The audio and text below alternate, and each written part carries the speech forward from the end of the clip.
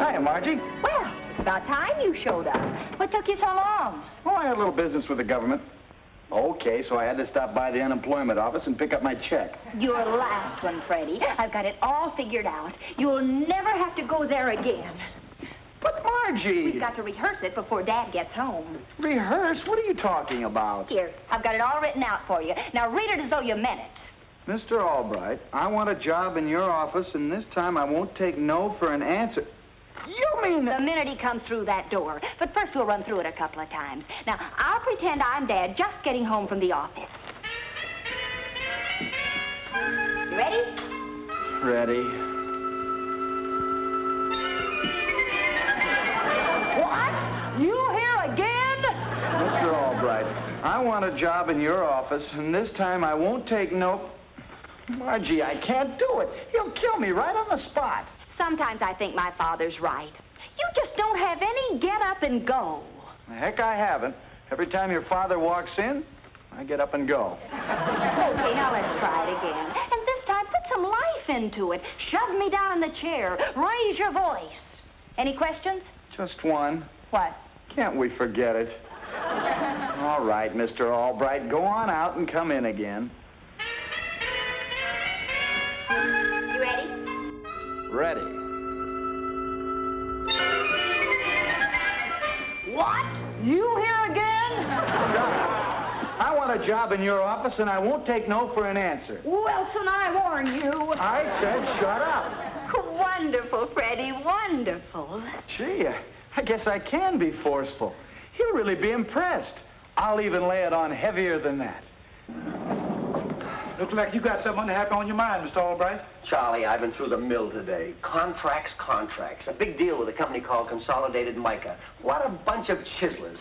Why, they beat me right down to the last penny. I'm so mad right now that I could punch a hole through a 2-foot plank. Nobody better get in my way, that's all I can say.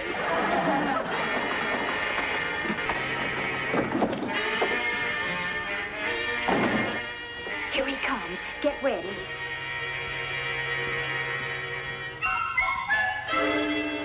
What? You here again? Shut up. Sit down. I want a job in your office. I said sit down. No, please, Mr. Albright, please, no. Mr. Albright, help! Help! No! My apartment, help! Stop me. This is it. This is the payoff. I knew it had to come sooner or later. Oh, honey, I'm sorry I blew the roof in, but I've had a terrible day. But even on a good day, I think I could do that goon in. You're just against him. Oh, forget about Freddie. I'll tell you what. Early Sunday morning, we'll drive over to Jersey. And you remember that place in the Palisades where we used to picnic, Satan's Cliff? I want to talk about Freddie, not about Satan's Cliff. Oh, Margie, honey, give him up. He'll never amount to anything. He completely lacks the essential ingredient. What's that? Gumption, that's what. Look what just happened now. If he'd have stood his ground, would I have been able to say, as I can now, he's a coward? No. If he'd stood his ground, I'd have had to say, that boy has gumption. You mean you wouldn't have hit him? Of course I'd have hit him. Right square in the mush. But I'd have to admit that boy had gumption. Gumption. So all I have to figure out is how to give Freddie the gumption he needs. I read a book the other day. It was about a man and a woman. Oh? Well, what about them?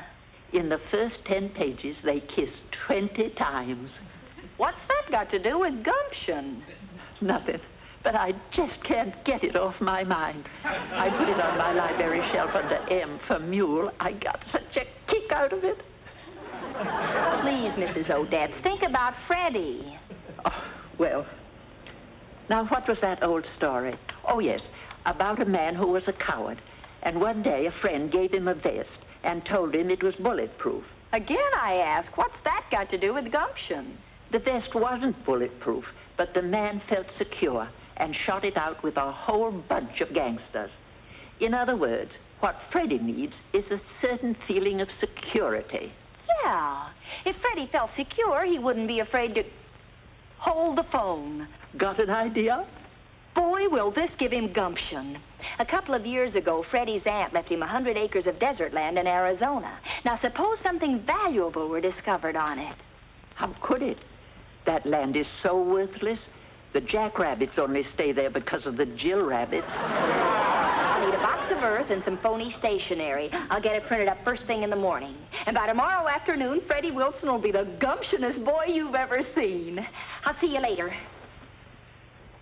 A box of earth. I guess my poor old 82-year-old mind can't figure things out too well.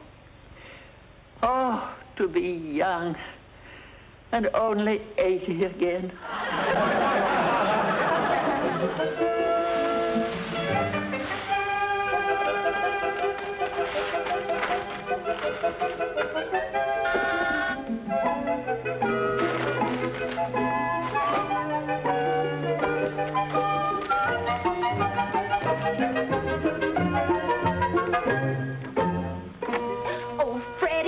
You hurried over. I've never heard you so excited on the phone before. What's up? This tells the story, but first I want you to see something. It came in the mail this morning. This is yours. Oh, Margie, you shouldn't have done it. Just what I've always wanted, a box of dirt. Is this what you called me about? Remember when your aunt left you that property in Arizona, and I told you ought to find out if it was worth anything? No, I don't remember that. Oh, don't you remember anything? Well, about a week ago, I decided to find out for you. That earth is from your land, and this is from an assayer I paid to check it for you. Read it. This is about my land? Dear Mr. Wilson, we would suggest you keep the following extremely confidential until you have expert advice as to proper procedure. We are sending sample of your topsoil. Same covers more than 50 of the 100 acres. This soil contains 47% top-grade uranium? Take it easy, Freddie. Don't get excited. 50 acres of uranium. I'm going to call the unemployment office and tell them what I think of them. No, Freddie. You've got to calm down and act sensibly. Yoo-hoo! Margie! Come on in, Mrs. Odette. Margie, do you realize what this means? I'm a trillionaire. I think I'll buy New York. Oh, I see. You've told him the good news. Mrs. Odette, I've always wanted to do something nice for a sweet old lady. Is there anything you'd like? I'm not sweet and I'm not old. I'm so young, I help Boy Scouts across the street. Oh, he didn't mean anything, Mrs. Odette. I'll bet you could get a job in my father's office now. Your father's office? Who wants to work for a cheap little outfit like that? I think I'll buy up all the automobile factories in Detroit and make just one car. The Freddie. And I think I'll buy my mother that island she's always liked, Bermuda. Freddie, you've got to calm down. Careful, girl. You're touching an aristocrat. Listen, Freddie Wilson, you wouldn't feel so big if it hadn't been for me, so pipe down and listen. The rich can afford to be understanding. What is it, child? Look, the letter said not to act until you get expert advice. So? And so how much money have you got to get that expert advice? 7 cents. You see, what you need is a job. You've got to have capital. Otherwise, somebody will steal you blind. You'll have to give it away before you have time to develop it. Gee, that's right. And, Freddie, where's a better place to find out how big business operates than my father's office? Or are you still afraid of my father? Afraid of him? That poor guy? Huh. It might be amusing working with him. If I like it, I'll buy out the whole firm. Oh, and Freddie. Yeah? Whatever you do, don't let my father and Mr. Honeywell find out about the uranium. You know how clever they are in getting what they want. Don't you worry about a thing. Oh, almost forgot my uranium. You won't let them find out what's in it. Not a chance. See you later. So long, kid. Freddie, if I've ever seen a man with gumption, you're it. Gumption's my middle name. Well, did it work or did it work? He's as good as hired already. But, honey, what happens when the poor boob finds out his box of earth came from the backyard of this building? Oh, he'll get another letter from the assayer saying it was all a mistake. But by then, he'll be a solid employee. And my father will have to admit that I was right about Freddie being able to do a good job. Hey,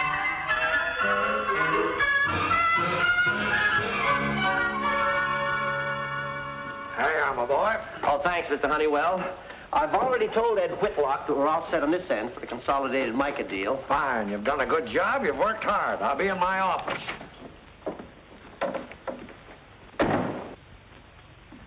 What do you want? Get up. What did you say? I said get up. Go find yourself a smaller office. I like this one. Mr. Honeywell, will you open the door so I won't break it when I throw him out? You stay where you are. What? Do you realize I'm the president of this company? Look, Honeywell, Honeywell? Nobody calls me anything but Mr. Honeywell. I told Margie to give you up. I hope the district attorney understands my contribution to society for what I'm about to do. You don't scare me, Whitey. I'm going to work in this office. All right, I've had enough of this, Ninny. You have my full permission. I'll get the door. Oh, you've asked for this for a long time, and now you're going to get it.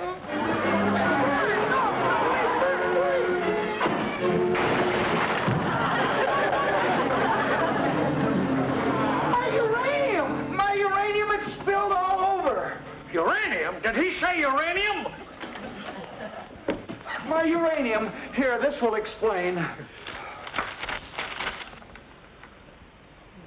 Uranium?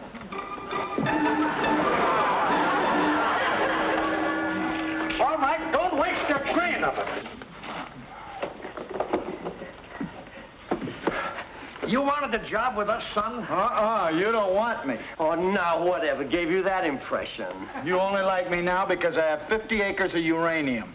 Why, Freddie Wilson, how can you accuse Mr. Albright and me of being mercenary? Why, we always liked you, my boy. Always. I've wanted to ask you this question for a long time. Will you come and work with us, please? Gee, you really mean it, Mr. Albright? Oh, come into your office, Freddie boy.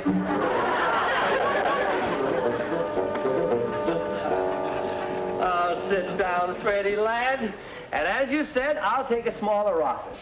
And the only thing that's important to Mr. Honeywell and me is that you're happy. Happy and with us.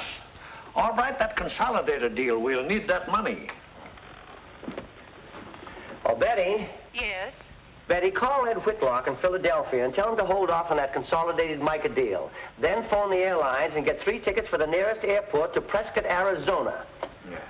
A deal like this uranium field is just the spot for that $200,000. Could be the biggest deal we've ever gotten in on. Might lead to millions. Hundreds of millions. Oh, Mr. Albright, I just remembered.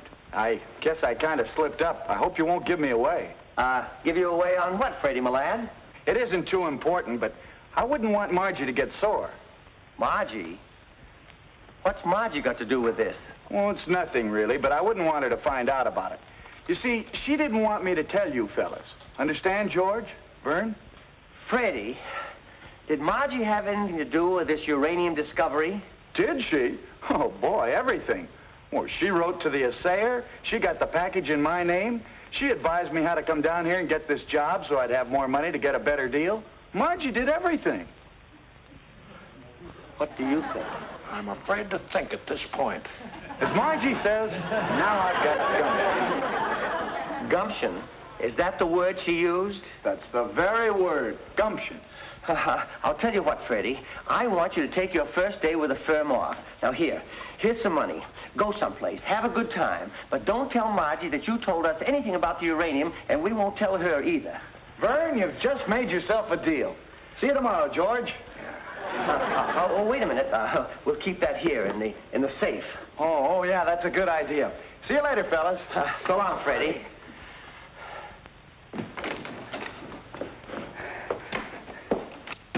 I could tell you had an idea. What is it? Well, if Margie's involved, we can't take a chance. Betty, look up a metallurgical laboratory. Metallurgical, that's right. And tell them we want a man over here as soon as possible with a Geiger counter. Yes, a Geiger counter.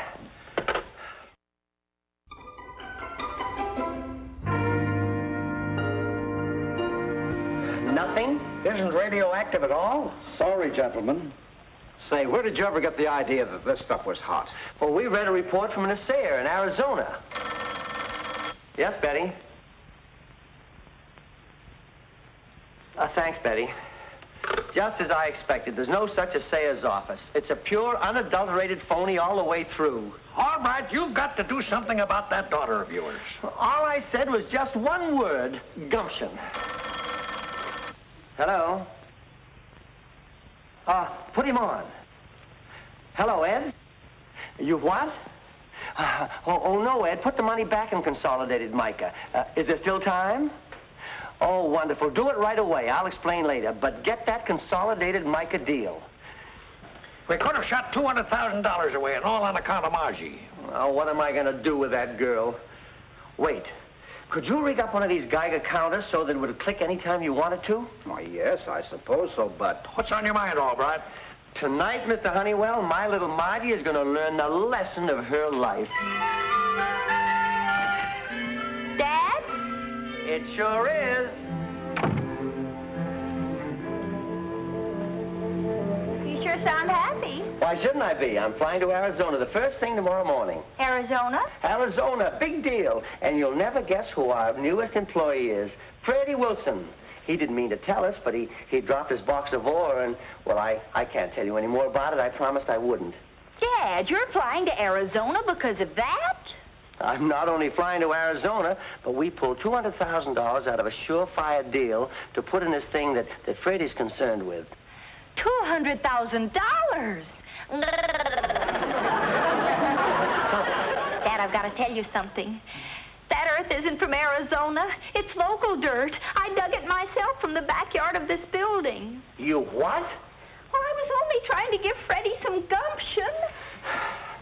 Margie, all right, I haven't spanked you since you were a little girl. Oh, what am I sore about? You mean you aren't mad? Oh, why should I be? But, Dad, that dirt, the report, I made it all up. It isn't radioactive at all. Margie Albright, do you think that two businessmen as smart as Mr. Honeywell and your old pappy wouldn't check before leaping into a deal as big as this? We called in a metallurgist, and his Geiger counter told us all we wanted to know. You mean the dirt in that box is... One of the richest strikes of uranium he'd ever heard of. Holy mackerel! Mr. Honeywell will be here any minute now with the man from Washington. The man from Washington? When you deal in anything as vital as uranium, you have to check with the government on anything connected with it. Why, when we called Washington and told them how high the count was, they dispatched a special plane with a government expert. We're rich! So, Pappy, little Margie always gets you in trouble with her ideas, huh? I'll have to admit it. You really did something wonderful this time.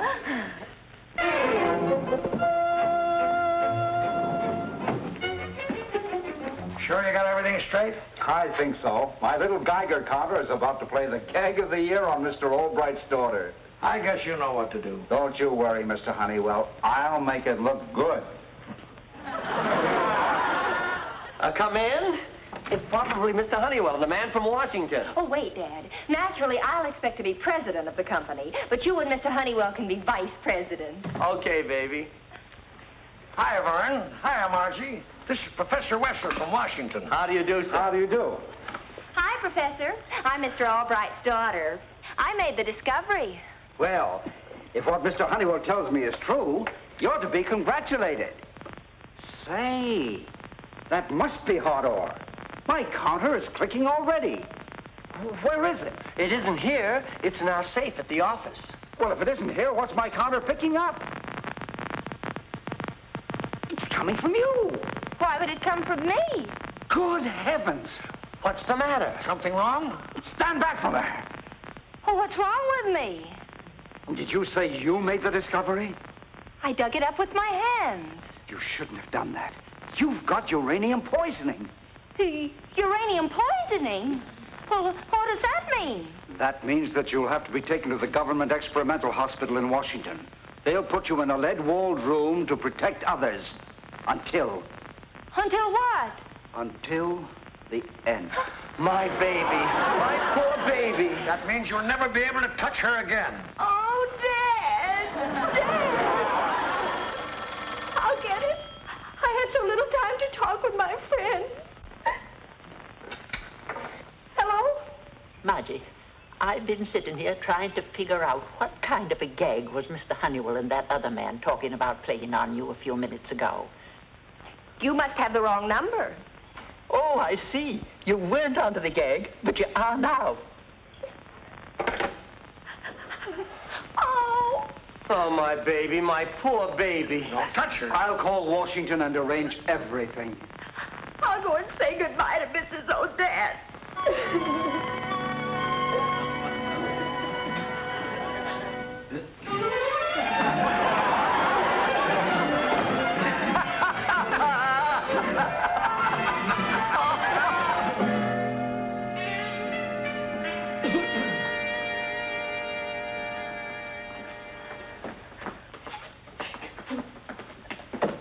You did a wonderful job. Thank you. You run along now so Albright and I can really light into her when she comes back. What's that? It's a note. Dear Dad, I just couldn't face it this way. I'm going to Satan's Cliff and end it quickly. This is my final goodbye. Satan's Cliff? Poor little Margie. What have we done? We've got to stop her.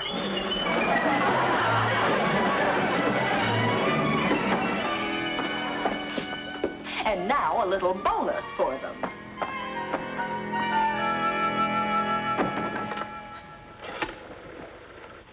What you going to do? Hello? Get me the New Jersey State Police. Police? The man in the book was a policeman. Crazy copper. Hello? If you'll go to Satan's Cliff, you'll find 3 lunatics there looking for an imaginary girl they're trying to convince isn't radioactive. That's what I said. Well, I said they were lunatics.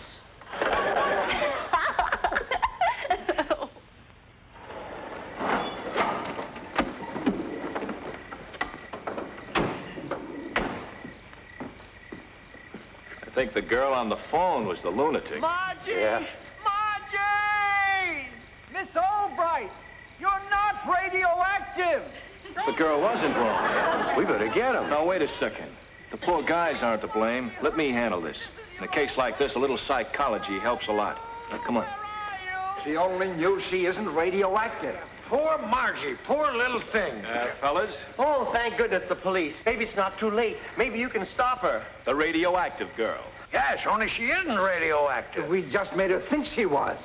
Look, fellas, you don't have to worry any longer. The girl's safe. We just picked her up. You did? Yep, she's locked up all safe and sound. Now, you come along with us, and we'll take you to her. Oh, thanks a lot. Come on, fellas. We'll follow the policeman in my car. Oh, be our guest. We'll take you in our car. But we have Mr. Albright's car with us. Oh, don't worry about that. First thing tomorrow morning, we'll send a little pixies after it. Pixies? Come on, fellas. It's time to go Betty bye. Now, just a second. Take your hands off of me. Do you know who I am? Sure. You're Napoleon. Yeah. Yeah, up to the car and meet Josephine. Oh, this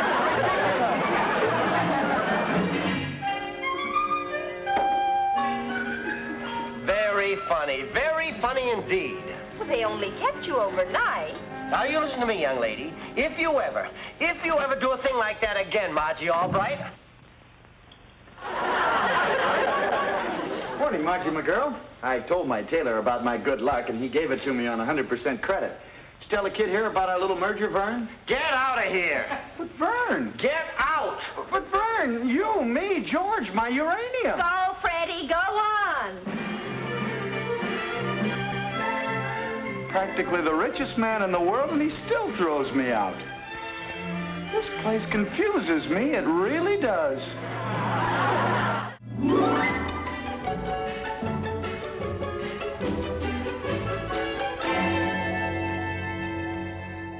I guess you're still mad, huh? Mr. Honeywell, too?